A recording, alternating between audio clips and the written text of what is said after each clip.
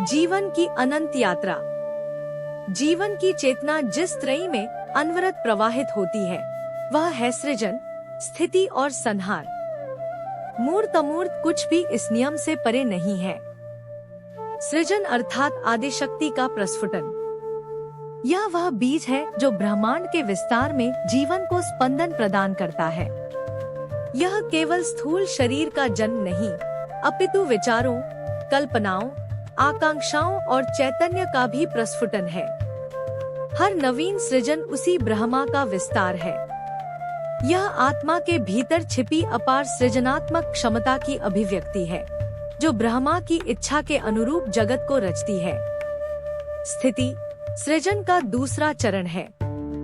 यह इस नश्वर संसार में स्थायित्व और संतुलन लाती है। सृजन को भंगुरता से बचाकर उसे एक निश्चित समयावधि तक टिकाए रखती है। यहाँ जीवन रूपाकार ग्रहण करता है, अपनी सीमाओं और संभावनाओं का विस्तार करता है। यह स्थिति भी स्थायी नहीं, क्योंकि जगत का एक अंतिम सत्य है परिवर्तन। संहार जीवन के इस त्रिसूत्र का अंतिम चरण, प्रत्यक्ष में विध्वंस, परंतु ब्रह्मा की लीला का एक अंग है। यह विनाश नहीं, पुनर्निर्माण का आधार है। संहार के बिना नवीन सृजन असंभव है। जैसे ऋतुओं का परिवर्तन, जैसे पतझड़ के बाद नवपल्लव।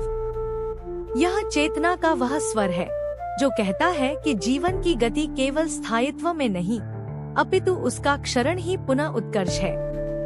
इन अवस्थाओं को सहजता से स्वीकार कर हमें हर परिवर्तन को आत्मसात करना चाहिए।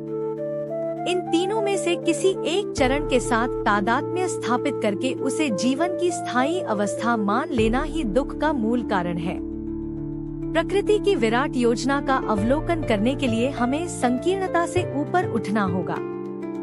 यह त्रयी सृजन, स्थिति, संहार जीवन की अनंत यात्रा का रहस्य है, और यात्रा में पड़ाव आते हैं, ठहराव नहीं आते। धन्यवाद मित्रों।